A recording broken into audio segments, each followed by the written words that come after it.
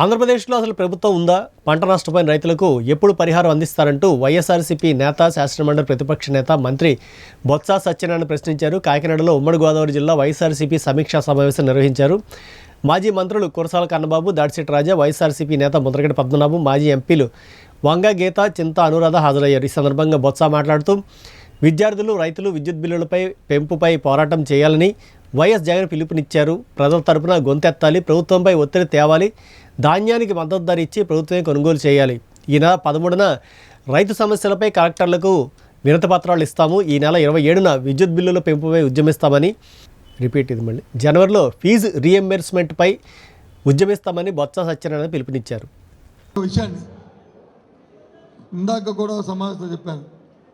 మా ప్రభుత్వం ఉన్న అధికారం ఉన్నప్పుడు ఇక్కడ కూర్చున్న పెద్దలను కానీ మా పెద్దలు ఎవరైనా సరే ఏ విషయంలో అయినా సరే అక్రమంగా, అన్యాయంగా తప్పు చేశామనుకుంటే, చేశామని నిరూపిస్తే చట్టపరంగా చర్య తీసుకోండి. ఎవరు వస్తున్నారు, ఎవరు అడ్డు పెట్టారు? చేసిన తప్పులని మీ దగ్గర పెట్టుకొని మీరు ఆలోచనైపోయి మళ్ళీ మా మీద అభ్యర్థిస్తారుగా. చెప్పండి, నిజంగా ఆ రోజు వచ్చి అన్యాకాంతంగా భూముల్లో వచ్చి ఆక్యుపై చేసినా, లేదు లాక్కున్నా, లేదు చేసుకున్నా అనొచ్చు. చేసిన తప్పులు వచ్చి మీరు చేసి మళ్ళీ మా మీద అభ్యర్థిస్తారుగా. ప్రభుత్వం ఇవాళ మాది కాదు కదా, ప్రభుత్వం అధికారంలో తెలుగుదేశం పార్టీ ప్రభుత్వం కదా, అధికారులు మీ కింద కదా పనిచేస్తారు, మా కింద పనిచేయట్లేదు కదా. మళ్ళీ ఈ మాటలు మాట్లాడతారుగా. ఇది న్యాయమా చెప్పండి? మీరు చెప్పండి బ్రదర్స్. మీరు ఇవాళ ఏమి జర్నలిజం రాలేదు కదా. ఈ ప్రభుత్వాలు 3-4 ప్రభుత్వాలు చూశారు కదా మీరు. అంటే ఇవన్నీ ఏంటి? ఆడలేక మధ్యలో వాడలేదని చెప్తారు కదా. ఆ రకం వాళ్ళు అడ్జస్ట్ అయిపోతారు. ఇది చెప్తారు. మొన్న నాకు అనిపించింది, మన డిప్యూటీ సీఎం గారు వచ్చారు, ఇక్కడికి వచ్చారు కదా. మీ అందరూ వెళ్ళారా మీ అందరూ?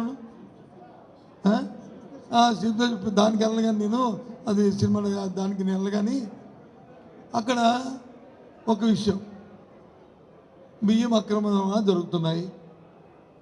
ఓకేనా?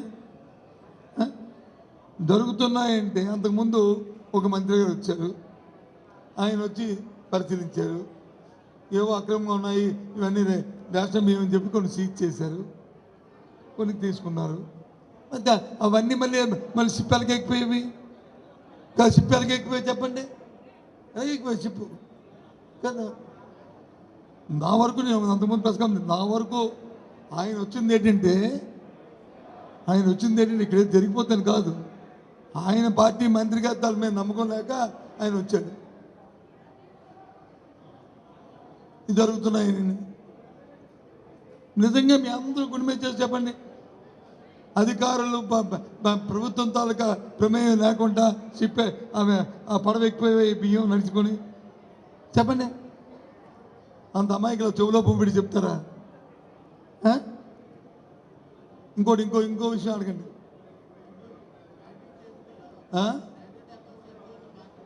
మా పార్టీ ఏంటి?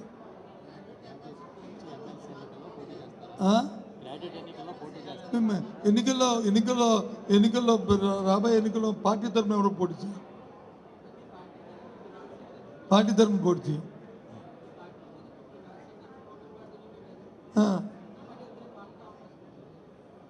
అలా ఉంది పరిస్థితి, అలా ఉంది ప్రజాస్వామ్యం. ప్రజాస్వామ్యం అంటే ఎంత అపహాస్యం చేస్తున్నారో ఆలోచన చేయండి. ఎంత చేతుల్లో తీసుకుంటున్నారు, ఏ విధంగా ఉందో. ఇంకా ఇద్దరు వెళ్ళిపోయారు, ఇద్దరు వచ్చారు, బాగానే ఉంది. కొందరు వచ్చి ఆయన అమ్మేసుకుంటున్నారు.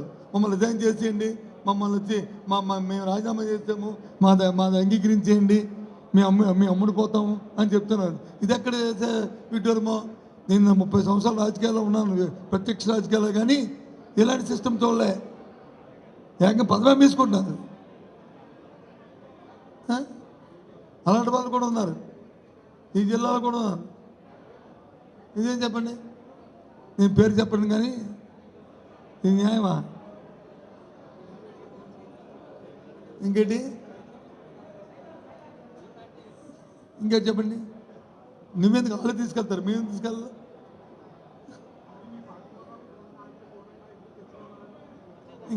ఇంకా వెహికల్ డిస్కషన్ వద్దు. Constructive discussion. సో కాబట్టి నేను అంటుంది ఏంటంటే కాకినాడకి, తూర్పుగోదావరి జిల్లాకి, ముఖ్యంగా తూర్పుగోదావరి జిల్లాకి కాకినాడకి ఒక ప్రత్యేకత ఉంది. తూర్పు పశ్చిమ గోదావరి జిల్లాలు రైస్ బౌల్ ఆఫ్ ఇండియా. ఈ ప్రాంతంతో పాటు ఆంధ్ర రాష్ట్రం అంతా కూడా మనం అందరం కూడా వ్యవసాయం ఆధారపడిన వాళ్ళం. ప్రభుత్వాలు ఒక ఏదైనా ఒక ఇంట్లో ఒక ఎలక పడితే ఏం చేస్తాము? ఎలకను వచ్చి బోన్ పెట్టి పట్టుకుంటాం. కానీ ఇల్లు తగలబెట్టాం కదా, ఇల్లు తగలబెట్టేస్తాం. చెప్పండి, ఎవడు తగలబెడతారు? ఆలోచన లేనివాడు అసమర్థుడు ఆ పని చేస్తాడు. ఆలోచన ఉన్నవాడు, సమర్థత ఉన్నవాడు ఒక బోన్ పెట్టి ఆ ఎలకను పట్టుకుంటాడు. ఇప్పుడు ఇక్కడ ఎలక ఉందంటే ఇల్లు తగలబెట్టేసి ఉంటే దాని నుంచి ఎంతమంది ఏమవుతుంది? ప్రభుత్వం నీ చేతిలో ఉన్న రెగ్యులేటరీ ఏమవుతుంది? మీ అధికార యంత్రాంగం ఏమైంది? మీకు ప్రతి ఇచ్చిన మ్యాండేట్ ఏమైంది? మీ చేతిలో ఉన్న మ్యాండేట్ ఏమైంది? ఎందుకంత వీక్గా, ఎందుకంత నీరసంగా, ఎందుకంత అసమర్థంగా? ఏమనంటే ఆ వాళ్ళ మీద వీళ్ళ మీద అది చేసేస్తాం, ఈ కేసు పెట్టేస్తాం, ఆ కేసు పెట్టేస్తాం. కేసులు పెట్టి తప్పుడు కేసులు పెట్టి చేయడం కాదు, కన్స్ట్రక్టివ్ చెప్పాలి. ఇవాళ విశాఖపట్నంలో ఉదయం వచ్చి ఒక కంటైనర్ దొరికింది బియ్యం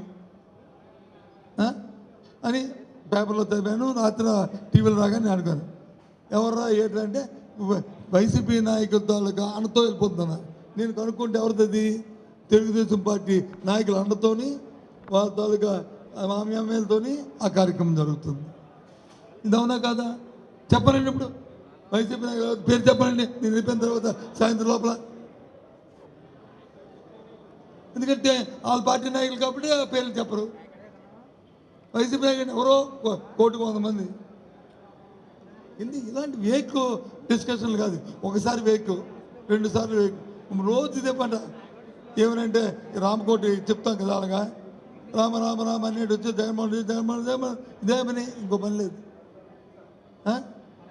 ఇప్పుడు ఇంత అన్నారు, మనం చూసాం పేపర్లో అన్నింటిలో. ₹2.40 వచ్చి మీకు కరెంటు కొన్నాం గత ప్రభుత్వంలో. రాజస్థాన్ నుంచి కొన్నాం, ట్రాన్స్పోర్ట్ ఇచ్చాం. ₹2.40 ఒక పైసా ఎక్కువ లేదు. మన డోర్ డెలివరీ, మన బార్డర్కి వచ్చి వాళ్ళు సప్లై చేస్తారు.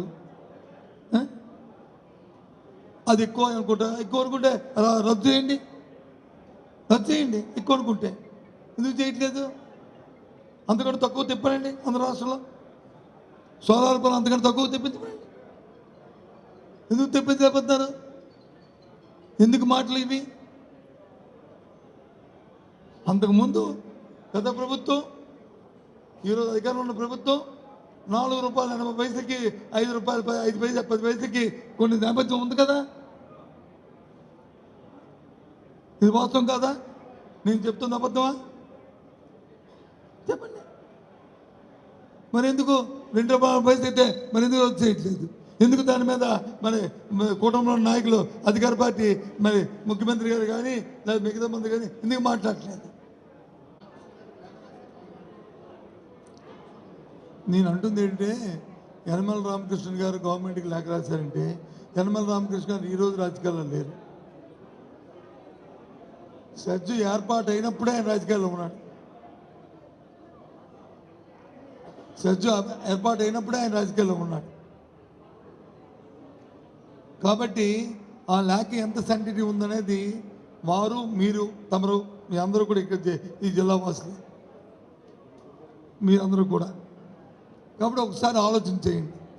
నా వరకు, మా పార్టీ వరకు మాది ఏంటంటే, ఆ సత్యం తీసుకున్న కేవీ రావు చౌదరి అయినా, లేదు తర్వాత వచ్చి బదలాయించుకున్న దివీష్ చౌదరి అయినా, ఆ తర్వాత తీసుకున్న జిఎంఆర్ వైస్ అయినా, ఆ తర్వాత తీసుకున్న అరబిందో రెడ్డి అయినా, ఎవరైనా మాకు ఒకటే. మాకు రైతులకు మేలు జరగాలి, రైతులకు న్యాయం జరగాలి. మా జగన్మోహన్ రెడ్డి గారు ఉన్నప్పుడు మా ప్రభుత్వంలో 2,800 ఎకరాలు వెనక్కి ఇస్తామని చెప్పాం. ఆ కన్నమ్మ బాధ్యతలో కమిటీ వేసాం. స్థానిక శాసనసభ్యుల్ని వాళ్ళని లోకల్ అందరినీ కలిపి పెట్టాం. ఆ ప్రక్రియ కొంతవరకు కొనసాగించాం. కొంత జరిగింది, ఇంకా కొద్ది మిగిలి ఉంది. ఆ ప్రక్రియని ఈ ప్రభుత్వం చేయాలని చెప్పి డిమాండ్ చేస్తున్నాం. దాన్ని డిమాండ్ 1వ తారీఖు వరకు ఏమి ఇస్తున్నాం ఉన్నాయా కదా, ఈ సంవత్సరం వరకు ఒకటే సెల్లండి, రెండోది రాదు. దానికి 250 కోట్ల 300 అవుతుంది ఇచ్చాం. తప్ప ఏమి ఇచ్చారు చెప్పండి? మరి 60,000 కోట్ల రూపాయలు ఏమయ్యాయి? మీ స్నోలకి పౌడర్లకి దీనికి వచ్చి పెట్టారు. దేనికి వచ్చి పెట్టారు? 15,000 కోట్లు వినియోగదారులకు ఇచ్చి ఈ రాష్ట్రంలో ఉన్న మరి హౌస్ హోల్డ్స్ ఎన్ని 1,46,00,000 ఉన్న ఇండియాలో ప్రతి ఇంటికి కరెంట్ ఉంటుంది కదా, వాళ్ళు ఆదుకోవాలి కదా, ధర్మం కదా, ఎందుకు చేయట్లేదు? మీరే కదా చెప్పింది. ఇదేదో మీరు చెప్పిన మాట అయితే తప్పు. మీరు చెప్పారు ఏమని? ఎన్నికల ముందు ₹1 విద్యుత్ ఛార్జీ పెంచాం, అవసరమైతే తగ్గిస్తామని. తగ్గించడం దేవుడు ఎరుగు. మరి బాధేస్తారుగా. ఆలోచన చేయండి. మీ సోదరులు ఎందుకంటే మీకు పడతాయి. ఏం బ్రదర్ మీకు